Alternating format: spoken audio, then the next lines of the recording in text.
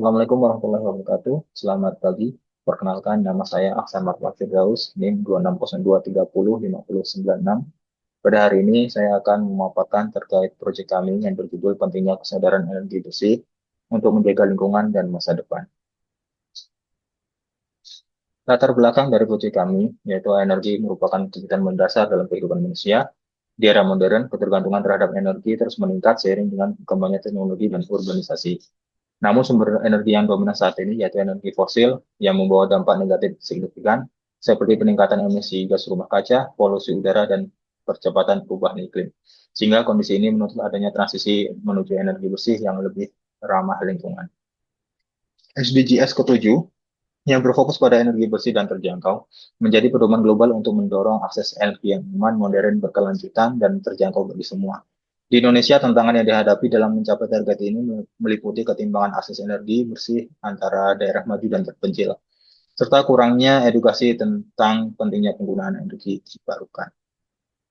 Rumusan masalah pada proyek kali ini yang pertama yaitu bagaimana tingkat kesadaran masyarakat terhadap pentingnya penggunaan energi bersih dalam kehidupan sehari-hari.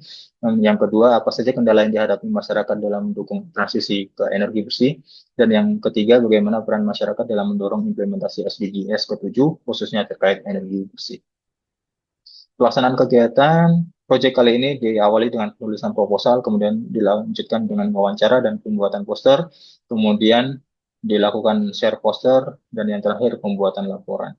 Narasumber pada proyek kali ini yang pertama yaitu Pak Samuel Hadad selaku pelaku industri, yang kedua Pak Nur Rojab selaku staff continuous improvement, dan yang ketiga Pak Rido selaku leader core team World Clean Up Day, yang keempat, Ibu Lasria selaku perwakilan masyarakat desa Rumah Tiga, dan yang kelima, Ibu Helen Yan Karuni selaku karyawan laboratorium swasta. Hasil wawancara dan temuan di lapangan, menurut Pak Samuel Hadad, di Indonesia sudah mulai adanya kesadaran mengenai energi bersih ditunjukkan dalam pengelolaan sebagai penghasil nikel terbesar dunia yang digunakan sebagai energi baru terbarukan. Dalam segi environmental sudah digunakan pengembangan alat pemantauan lingkungan dengan energi surya dan peralihan energi fosil menjadi energi terbarukan seperti PLTS. Menurut Pak Nurojab, transisi dari energi fosil ke energi terbarukan merupakan salah satu langkah fundamental untuk menciptakan masa depan yang lebih baik, bersih, dan ramah lingkungan. Di kalangan masyarakat, kita bisa mulai dengan menghemat energi di rumah, menggunakan peralatan hemat energi, mendukung penggunaan transportasi umum atau kendaraan listrik, dan memilih produk yang ramah lingkungan. Cara terbaik dalam mengupayakan energi bersih yaitu melalui edukasi, kampanye publik, kolaborasi dengan media, dan memberikan contoh nyata seperti kisah sukses penerapan energi bersih di komunitas atau perusahaan. Menurut Pak Rido, energi bersih di Indonesia punya peluang besar untuk dikembangkan, tapi realisasinya masih tertinggal dibandingkan potensinya.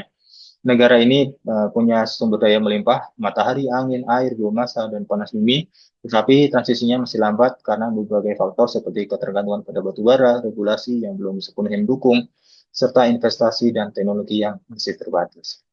Menurut Ibu Lestria, masyarakat Indonesia diharapkan menjadi lebih sadar akan pentingnya energi bersih sebagai bentuk investasi bagi generasi mendatang.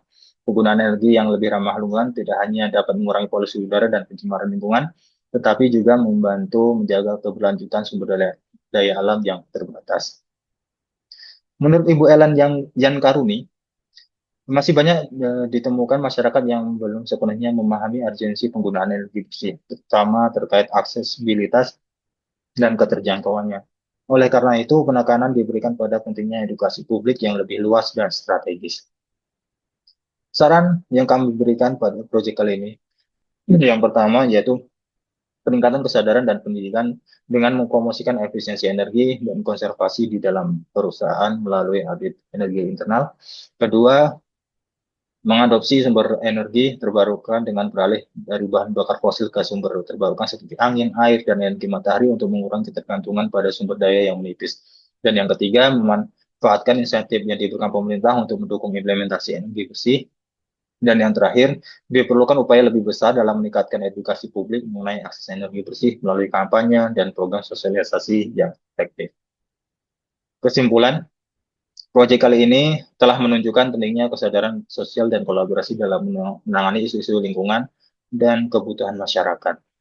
Berdasarkan hasil observasi wawancara serta literatur yang telah dikaji, ditemukan bahwa meskipun energi bersih semakin mendapat perhatian, tingkat kesadaran dan adopsinya di masyarakat masih tergolong rendah.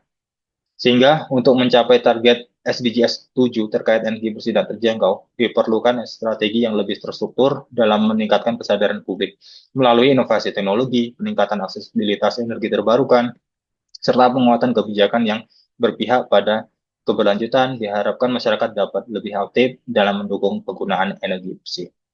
Refleksi pribadi, sebagai bagian dari masyarakat, saya menyadari bahwa kesadaran akan pentingnya energi bersih masih menjadi tantangan besar, terutama di lingkungan tempat tinggal saya. Meskipun pemerintah telah menyediakan berbagai fasilitas transportasi umum sebagai alternatif yang lebih ramah lingkungan, saya masih melihat banyak masyarakat yang tetap bergantung pada kendaraan pribadi berbahan bakar minyak. Saya sendiri merasa terdorong untuk lebih berperan aktif dalam mendukung transisi menuju energi bersih. Salah satu langkah yang bisa saya lakukan yaitu dengan mulai mengurangi penggunaan kendaraan pribadi dan beralih ke transportasi umum atau alternatif yang lebih ramah lingkungan. Saya percaya bahwa perubahan tidak harus dimulai dari langkah besar, tetapi dari kebiasaan-kebiasaan kecil yang konsisten. Jika semakin banyak orang yang memahami dan menerapkan pola ramah lingkungan, maka kita dapat menciptakan masa depan yang lebih baik bagi generasi mendatang. Refleksi ini menjadi pengingat bagi saya bahwa setiap individu memiliki peran dalam menjaga keberlanjutan lingkungan, dan saya ingin menjadi bagian dari perubahan positif tersebut. Baik, mungkin cukup sekian yang dapat saya sampaikan. Kami akhiri. Wassalamualaikum warahmatullahi wabarakatuh. Selamat pagi.